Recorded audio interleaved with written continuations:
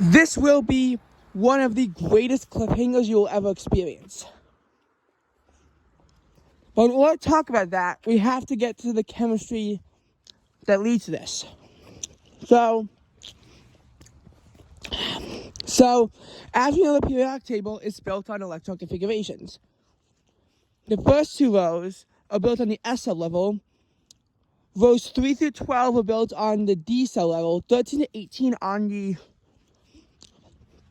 P sublevel. By the way, helium is based on the S sublevel, not the P sublevel. And the lanthanoid and actinoid series are based on the F sublevel. Elements for 57 and 89 are not included in them.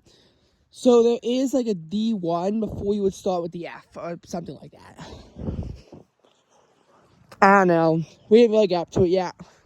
So don't take my advice on it. And if you're in the other class, now should you know this, you should have used this on a test.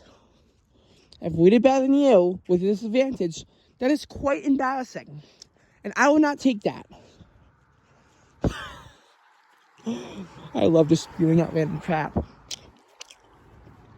But in all seriousness, that's how the periodic table is built. And once you know that, you don't even need to know the diagonal line rule anymore, because you should know where it is. The first row is 1s1 and 1s2. And then 3 and 4 is 2s, and then it's 2p. So in the first row is going to be ns. The second row is going to be n minus 1d. And then it's going to be, in the final 6, np. Yeah. And it's n minus 2f when you're in the lanthanoid or the actinoid series.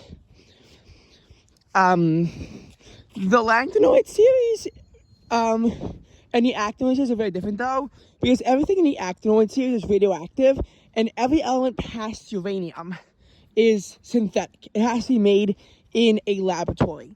So when we're in chemistry, we don't really want to get past uranium, or things get funky. Now, as we know about valence electrons, the way these are organized is by valence electrons. Valence electrons will determine the properties of them as you go through the rows of the periodic table. I am freezing right now, and even though it's 39 degrees early, oh my god! And even though it's 39 degrees early today, it felt warm. I'm telling you, you'll lose that sunlight. It gets so much colder immediately. So that's just my advice to you, is don't do what I'm doing, which is walking pretty much straight into the sunset. I just have nothing better to do until 5 o'clock. Anyway, so as far as the rows go, row 1 is going to be alkali metals, with one exception.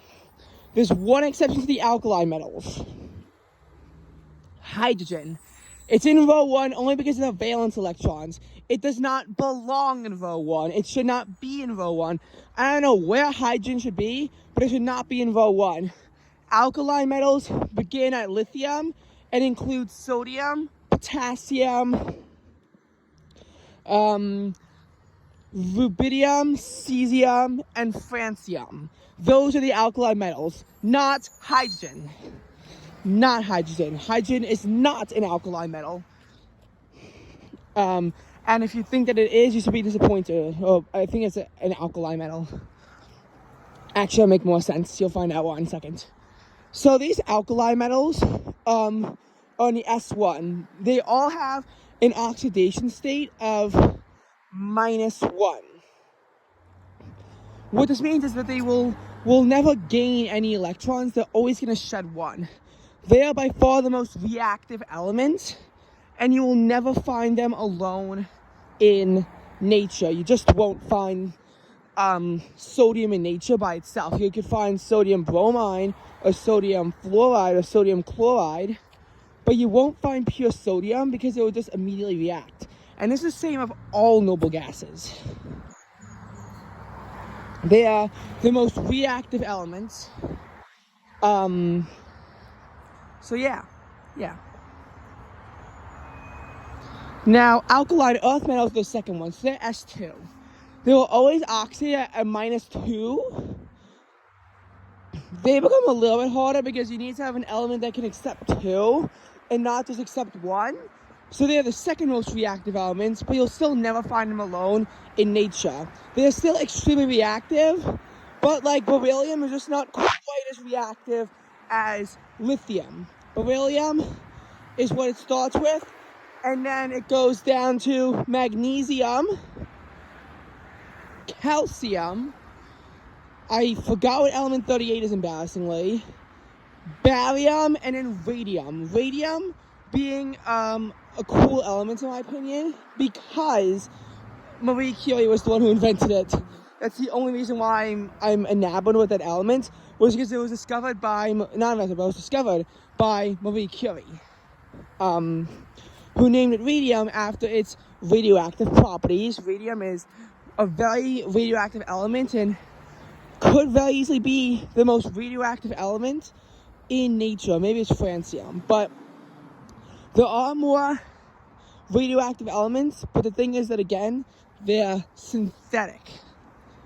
Synthetic meaning that they don't exist in nature.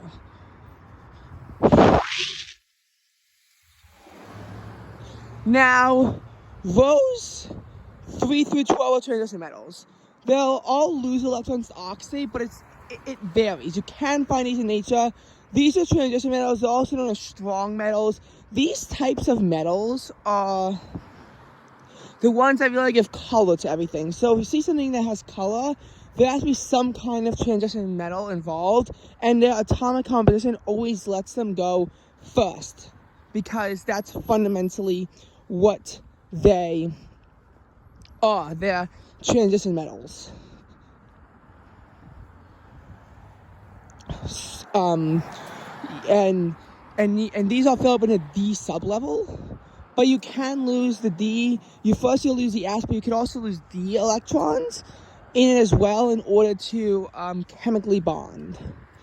So that's how that works. That's how that's going to work. What's the temperature? Still 39 degrees. I don't know if you can see it. This is painful. That's what winter is, though. Winter is painful. But like, I hope you see that thing. There's gonna have to be some kind of transition metal in the composition of the paint, because otherwise you just wouldn't get red. I mean, you could, the bright line spectrum, but transition metals are really how, when you like drink a liquid that has a color to it, it's because of these transition metals that allow this to happen. So that's how it works. Now, group 13 is the aluminum metal, the aluminum though. Now, I have seen it being called the boron one, but it's called the aluminum one. This is cliffhanger number 1. Cliffhanger number 1 is we don't know why we call them aluminum and not the boron group.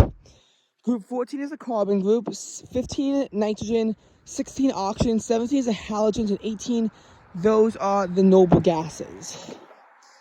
There's also the staircase, so the properties only apply when on the same side of the staircase. The staircase actually initially starts off in between beryllium and boron. Then it goes to between aluminum and silicon. Between aluminum and silicon. Then it goes between gallium and germanium. Then it's between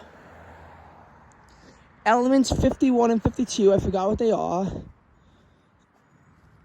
And then it slides down to be between polonium and adenine, if I remember correctly. So it's like a staircase, but the end of it I might not have memorized totally correctly. I want to see. So between 4 and 5, 13, 14, 31, 32. It's supposed to be between 32 and 33. So germanium is 32, I think, and then I don't know what's after that. So then it would be between L-52 and iodine, and then still between polonium-84 and actinium-85. So that's how that line works. Row 7, those elements are like just so synthetic and so new. We don't even know what they do at this point, so we really can't say that much. Also, as far as the transition metals, there are some exceptions to where they'll all produce like this weird color. I think it's like blue, copper, gold are a few exceptions to those. In case you're wondering, copper, silver, and gold are all in the same row of the periodic table, so they all probably have extremely similar properties. But again, all transition metals are quite similar. And also, with the exception of mercury, they are all in the solid state. Mercury is a liquid at room temperature. But mercury is the only one. Mercury is actually one of only 2 elements to be a liquid. The other one is actually a halogen, specifically the halogen that is known as bromine.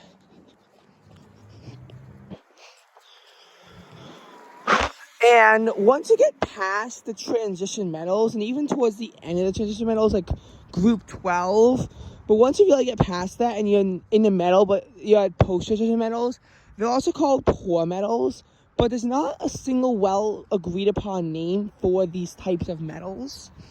But these are like weaker metals. They, the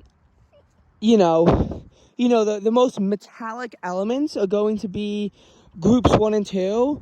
Once you get past that, you're going to have these weak metals, then they're going to be in a metalloid category, and then you're also just going to fade into a non-metal as you get closer and closer to the noble gases.